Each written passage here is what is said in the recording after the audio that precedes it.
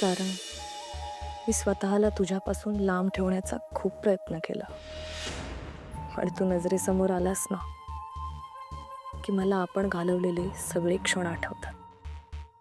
तू मारलेली मिठी आठवते. तुझ्या डोळ्यात मला माझ्याबद्दलचं प्रेम दिसतं. मी स्वतःला तुझ्यापासून दूर करण्याचा खूप प्रयत्न केला, पण मला काही जमलं नाही. पण डोळे बंद केले ना की मला नजरेसमोर तूच दिसतोस.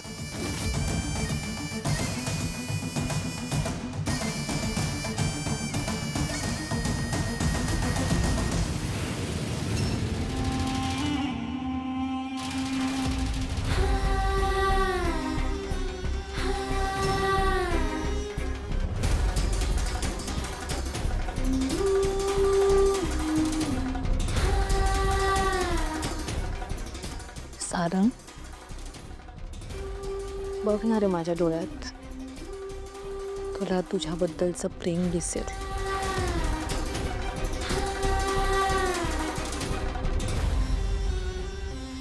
मी तुझ्या प्रेमासाठी किती आतुर झाले.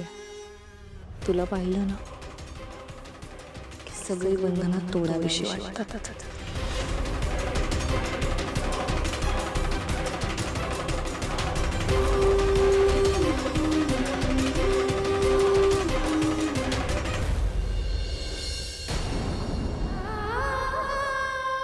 सारंग सर नेहमी त्यांचं कर्तव्य निभावतात आणि त्यांना त्यांच्या कर्तव्याची जाणीव आहे. त्यामुळे ते त्यांच्या मर्यादा कधीच ओलांडणार नाहीत.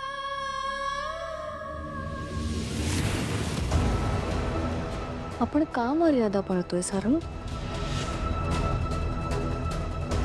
आपण तर प्रेमात होतो ना, आणि आहोत तर यात काही चुकीचं नाहीये. एकमेकांवर प्रेम करणारे दोन जीव एकमेकांच्या प्रेमासाठी आतुर झालेले, ह्यात काय चुकीचं आहे?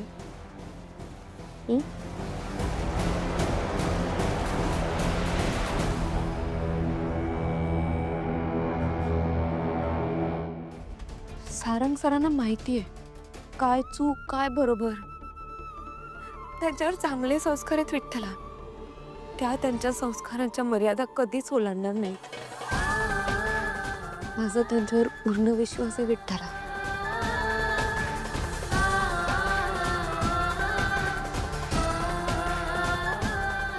तू त्यांना त्यांच्या मर्यादाचं पालन करण्यासाठी साथ देशील ना?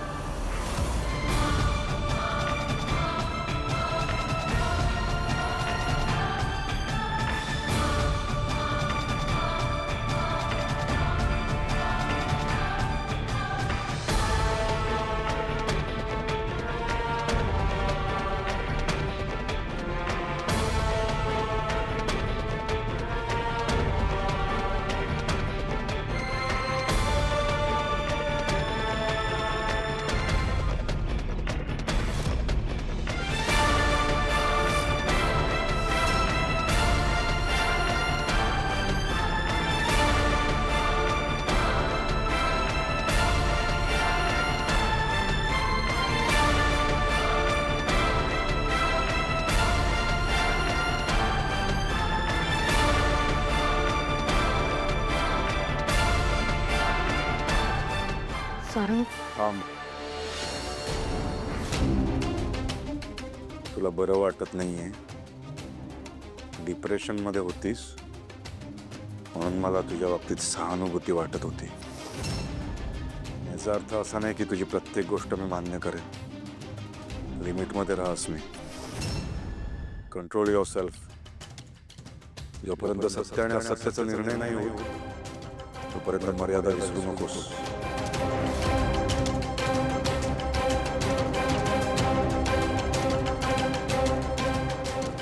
जर तू मर्यादा ओलांडलीस तर तुझ्यासोबतचं बोलणं पण बंद करेन. मी ॲक्सेस बंद करेन. कळलं?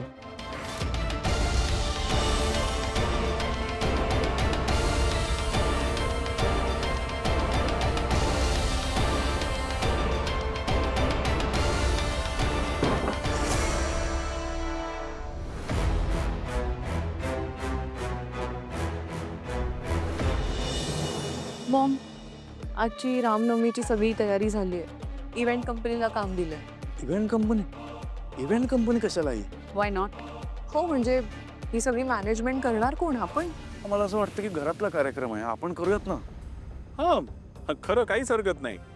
आपण घरच्या घरी तयारी करू शकतो. इनफॅक्ट यामुळे घरातले लोक एकत्र येतील आणि समारंभाचा, सणाचा हाच तर उद्देश असतो ना.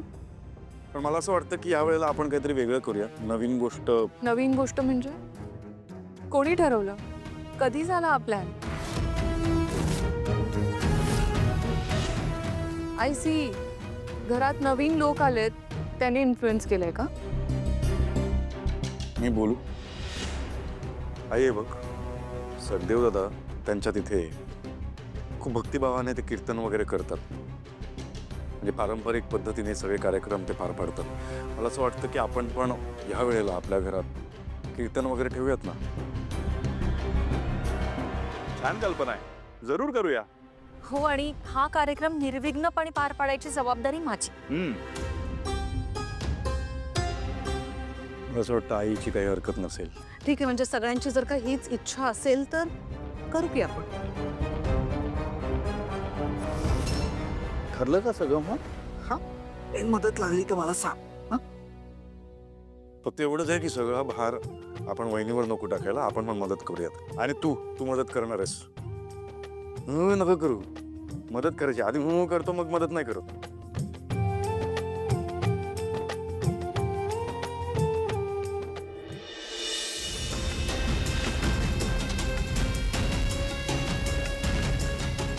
काय आहे हे सगळं? सगळं फेल गेलं ऐश्वर्या मॅडम. सारंगवर माझा काही परिणाम झाला नाही. मी खूप प्रयत्न केला. काय झालंय त्याला? असा का वागला तो माझ्याशी? इतके दिवस त्याने माझी खूप काळजी घेतली. मला काय हवं नको ते सगळं बघितलं. मला वाटलं सगळं व्यवस्थित सुरू आहे. आणि आज जेव्हा मी त्याच्या जवळ जाण्याचा प्रयत्न केला तेव्हा संस्कार आहेत.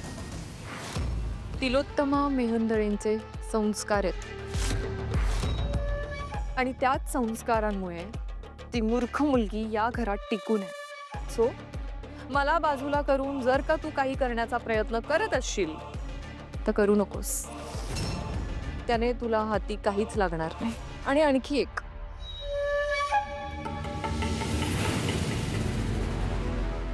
जर का तिलोत्तमा मेहंदळेला कळलं की सारंग तुझ्यात इंटरेस्टेड नाहीये तर त्या क्षणी मॉम तुला घरातून बाहेर काढते. म्हणून या घरात मी सांगेन तसंच वागायचं आणि तेच करायचं. आणि येस, त्या मूर्ख मुलीचा भाऊ तो सखदेव संध्याकाळी रामनवमीचा कार्यक्रम करणार आहे. सो संधी मिळेल तेव्हा त्याचा अपमान करायचा आणि त्याला त्याची जागा दाखवून द्यायची. हे म्हणजे त्याला बोललीस तर त्याच्या बहिणीलाही राग येईल, तिलाही वाईट वाटेल.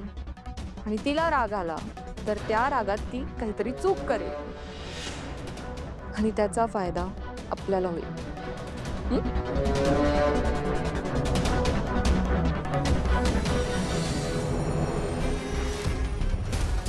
सगळं ऐकलं मी तुझं ऐश्वर्या. आणि आता माझी बाजू कमजोर आहे, मान्य आहे मला. पण एकदा सारंगला माझ्या जाळ्यात अडकू दे, मग तुझा हा सगळा माज उतरवणार आणि तुला माझ्या इशाऱ्यावर नाचवणार.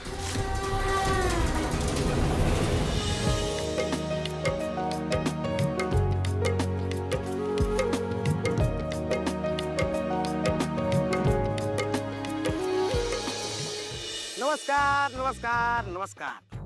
सर्वप्रथम तुम्हा सर्वांना रामनवमीच्या हार्दिक शुभेच्छा. तर आज आपण रामनवमीच्या कार्यक्रमासाठी जमलो आहोत. तर त्यानिमित्त सखदेव दादाचं आख्यान ठेवलेलं आहे. तर आपण त्या कार्यक्रमाला लवकरच सुरुवात करणार आहोत. सखदेव दादा, हो जाऊ द्या.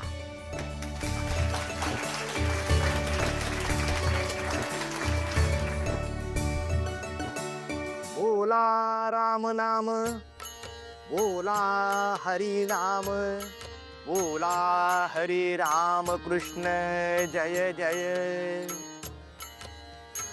राम कृष्ण हरी. रामकृष्ण हरी. रामकृष्ण हरी. आज रामनवमी निमित्त आपण प्रभू रामांच्या आयुष्यातील एक कथा ऐकणार आहोत. तर ही कथा आहे मर्यादा पुरुषोत्तम प्रभू रामचंद्रांची, ज्यांनी माणसाला एका आदर्श जीवनाची घडी बसवून दिली. त्यांनी आपल्या आचरणातून दाखवून दिलं की माणसानं जगावं कसं. प्रत्येक आईला वाटतं की आपला मुलगा हा प्रभू रामचंद्रासारखा असावा. प्रभू रामचंद्र एक आदर्श पुत्र, आदर्श भाऊ, आदर्श पती होते. त्यांनी आपल्या आयुष्यातील प्रत्येक भूमिका ठामपणे पार पाडली. त्यांनी आपल्या आयुष्यातील प्रत्येक भूमिका प्रामाणिकपणे निभावली. प्रभू रामचंद्रांना आपण मर्यादा पुरुषोत्तम राम असं संबोधतो. ते असे असण्यामागे बरीच कारण आहेत, पण त्यातील एक प्रसंग आज मी तुम्हाला सांगतो. बोलावा राम, जगावा राम, पदोपदे असावा राम. वनवासात असताना शूर्पणखेने प्रभू श्रीरामांना मोहित करण्याचा प्रयत्न केला. तिच्या डोळ्यात प्रभूंबद्दल प्रेम दिसतंय असं ती वारंवार सांगत राहिली. शूर्पणखा प्रभू रामांना भुलून सगळी बंधनं तोडायला तयार होती. पण मर्यादा पुरुषोत्तम राम असते ते बदले नाहीत. कारण वनवासात त्यांच्यासह असणारी सीता माता, तिचं अढळ स्थान कुणीच हलवू शकत नव्हतं.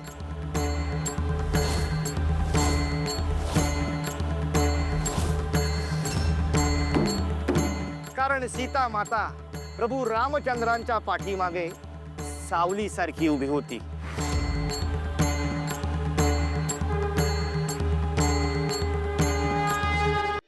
हे सगळं मुद्दाम सुरू आहे. त्या शूरपणखासोबत माझी तुलना उपयोग गपचूप काय ऐकतीस का तुम्हाला? म्हणूनच तर शूर्पणखेचा जळफळाट झाला होता. सीता माता याच प्रभू रामचंद्रांसाठी अंतिम सत्य होत्या. त्यामुळं कोणत्याही मोहाला बळी न पडता शूर्पणखेला तिच्या मर्यादेत राहायला सांगितलं.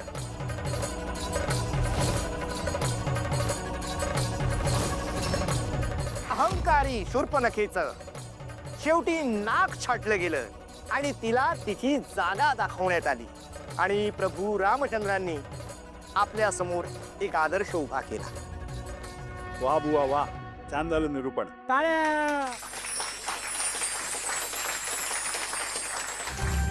पूजेची पूर्ण तयारी झालेली आहे. ताई, तुमच्या हातून पूजा करायची आहे. या. नाही नको, यंदा माझ्या हातून नको. यावर्षी माझ्या सोनेच्या हातून पूजा होऊ दे. ही माझी मोठी सून अमृता.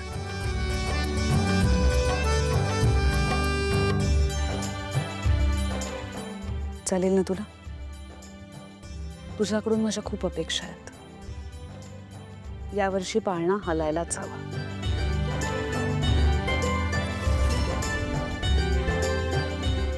राजकुमार कुठे आहे? राजकुमार दादा काही कामानिमित्त बाहेर गेला. म्हणजे घरात पूजा असताना तो का गेला बाहेर?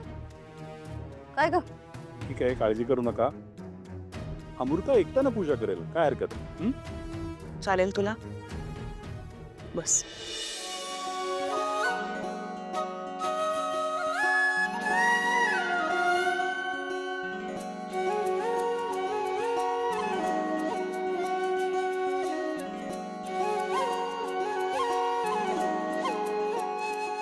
आता अभिषेकाला सुरुवात करायची.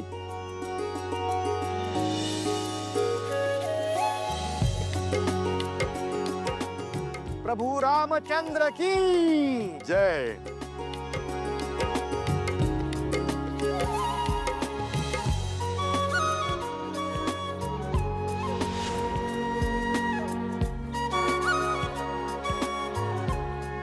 आता सगळ्यांनी नमस्कार करायचे.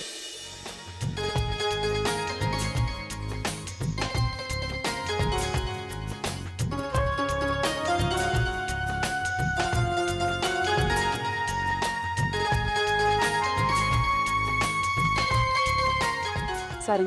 चल.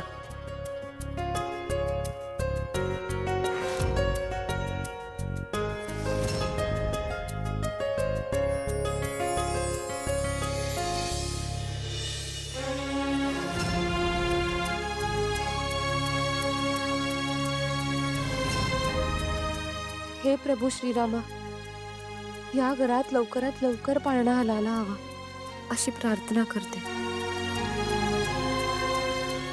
अरे वा पोरी, तुझी प्रार्थना फळाला येणार.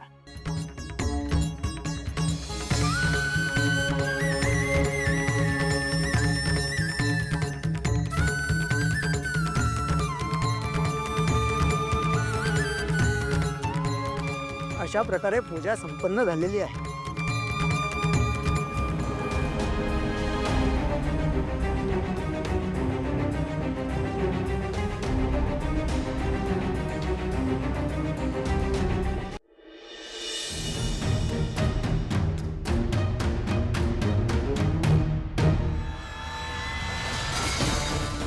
अरे तुला काही कळतं की नाही? अक्कल आहे की नाही तुला?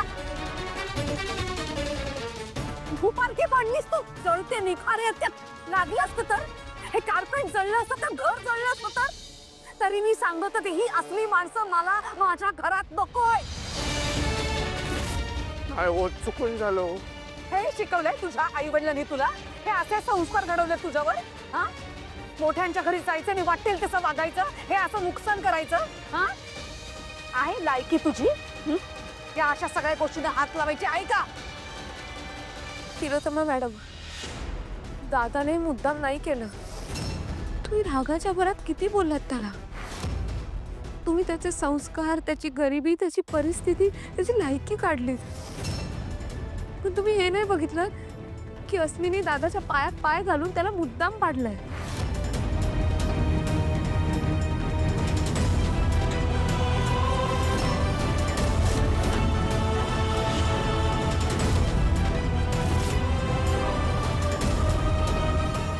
अच्छा, आता हे सगळं तू शिकवणार आहेस मला? हा, अहो नाही, तसं नाहीये. पण मी जेवढं तुम्हाला ओळखते त्यावरून तुम्ही सत्याच्या बाजूने उभे राहता. आता जर दादाची चूक असती ना तर मी तुमचं म्हणणं मान्य केलं असतं. पण इथे दादाची चूकच नाहीये, चूक तर अस्मीची आहे. तू खरं बोलतेस? अस्मी, खरं सांग, ही मुलगी खरं बोलते? अस्मी, तुला विचारते मी, उत्तर दे. मॉम, अस्मीची चूक आहे. मी स्वतः पाहिलंय.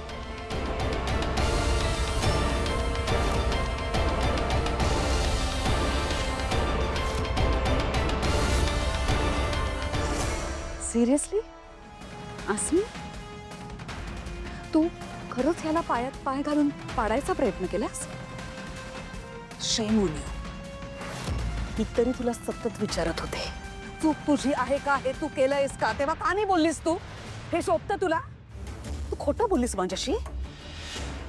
स्वतःची चूक कबूल केली नाहीस, पण तू तमाशा बघत बसलीस. आणि आज तुझ्यामुळे या मुलाला मी खूप काही बोलले.